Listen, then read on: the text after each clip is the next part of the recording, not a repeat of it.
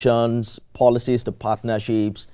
Nigerians are hoping that we are really on the path to becoming a mining industrial nation, take up more percentage of our GDP, and we're not just laying another set of hopeful foundations, especially now that we're counting down to midterm for this administration. But before we go, because we're running out of time, and I know that Mr. Alake can speak for 2 hours, so I want to get in more.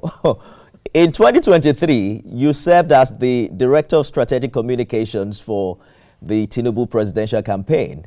And we saw you on TV selling a vision of renewed hope and economic turnaround. We're counting down to 2 years now.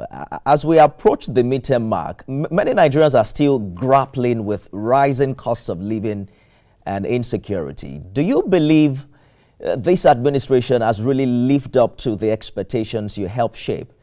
And what would you say to Nigerians who feel disappointed today? My dear brother, Nigerians have never, and I say this with all emphasis at my disposal, and I stand to be controverted by anybody, and I'm ready and willing to present myself for a public debate with anybody. Nigerians have never had an administration like this, headed by a president, a man who has vision, who has knowledge, who has courage. These three critical attributes of leadership, we have never seen it combined in any previous leader of Nigeria, except Bola Ahmed Tinubu. Now, if I tell you there is no making of an omelette without breaking the eggs, today, from economic dimension to political dimension to social angle, this government has touched every area. Infrastructurally, there is no government in the history of Nigeria that has embarked on very bold infrastructural development, cutting across all strata of society. Take the game-changing Lagos-Calabar Coastal Highway.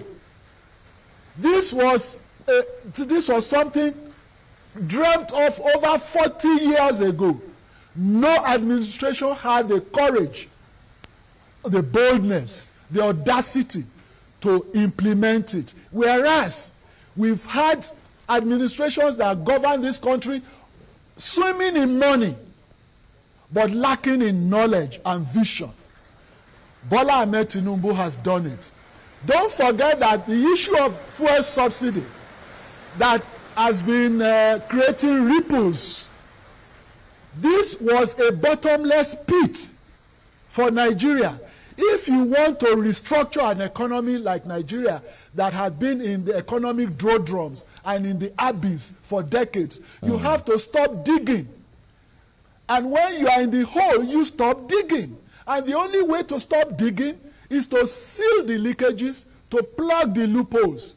Now, the oil fuel subsidy was a huge loophole that the president had to plug immediately on assumption of office. What has this translated to? It has translated into a humongous amount of revenue accruing to the entire structure of government all over the nation, federal, state, local governments. The state government, the subnationals, have never had this type of revenue accrued to them in the history of Nigeria. I mean, let's face facts. Let us move away from emotions and sentiments and face realities. The subnationals, and these are attested to by governors, they've never had this amount of money. So what should the citizenry do? Ask your leaders at the subnational levels. What have they done with your revenue? All right. One governor recently confessed publicly that his allocation has tripled since the advent of this government. So what has happened to this allocation? This revenue, increase in revenue is supposed to percolate down the line. So the president has done his bit by removing this huge allocation that was going to the private pockets of smugglers, of fuel smugglers, of the economic parasites, those who are linked pinching the country economically, draining the Nigerian citizenry. Now, that is one aspect of it. On the federal side, a lot of this revenue have been diverted into huge infrastructural development. Like I mentioned, the Lagos-Calabar Coastal Highway. As we speak, the Sokoto-Badagry Highway is ongoing. This cuts across 7 states of agrarian land, opening those states into huge agricultural land. The Lagos-Calabar Coastal Highway, with coastal lanes traversing 9 states, is an economic game changer. Imagine the property value all along the 9 states. Imagine the economic tourism that will, come up all along the 9 states of the South.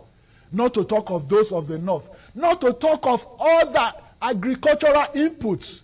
Not to talk of all the technological innovations and developments in the communication sector, in the ICT sector, the financial wizardry of this Mr. President. Mr. Alake, coming to those who you say are disappointed. Just a second. Those you say who are disappointed. Nobody, there is no society in the world that satisfies 100% of its citizenry. It's not possible. It's impracticable. And it behoves on you, the purveyors of information, to enlighten the citizenry.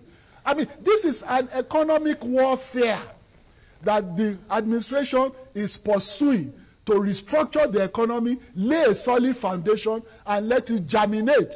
So that when it germinates, there is no public policy that does not have a gestation period. Mr. Alake, just allow me to butt in. Results begin to manifest. Because you have talked about gestation period, you have mentioned that, I believe you're saying that reforms take time. But I want you to speak specifically, because for many Nigerians, Mr. Alake, for many Nigerians, especially those in the informal sector, the question really isn't about patience, right?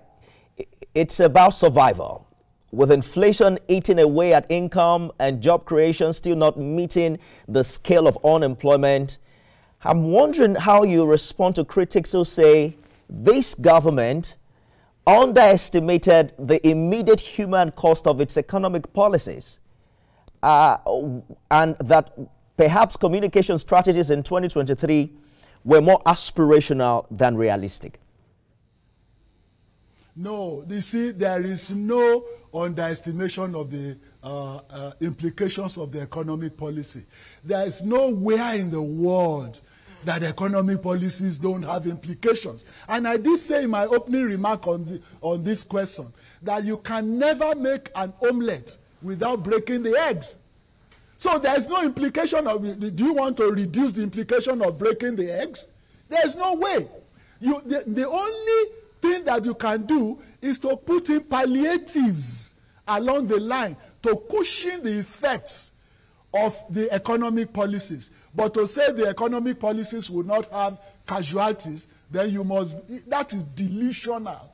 That is not realistic. That's not pragmatic. We must be pragmatic in our approach to issues. Now, there is nowhere in the world today, my dear brother, there is no country in the world today that is swimming in economic, what do I call it? Economic El Dorado. Is it the United States of America? Is it Britain? Is it Germany? Mention those so-called developed societies of the world that is not going through the economic throes or paroxysms of restructuring today. If you go to London today, the cost of an egg, a crate of egg, when you convert it to naira, you will run away. In fact, you will thank your stars that you are in Nigeria. Not to talk of fuel, not to talk of tomatoes. Go to Tesco in London. Go and price one tomato. Convert the price to naira. You will thank your stars that you are in Nigeria at this very moment. Now, coming to the brass tacks. If we are serious about restructuring this economy, we must have the resilience, the patience, the consistency to go through the throes And when we go through the throes, definitely the results will become very salutary. It will become very complimentary. It's like Nigerians want to start climbing a tree from the leaves. It's not possible. It's not practicable. We should be able to face the facts and tell our people the truth and not help to propagate delusions and illusions. It is not practicable. We must start to climb the tree from the stem and then climb up. Now, for a country that had never been really restructured economically, for a bold leader to come and restructure it means that we must go through certain pains. And there's a saying, no pain, no gain. All right. We are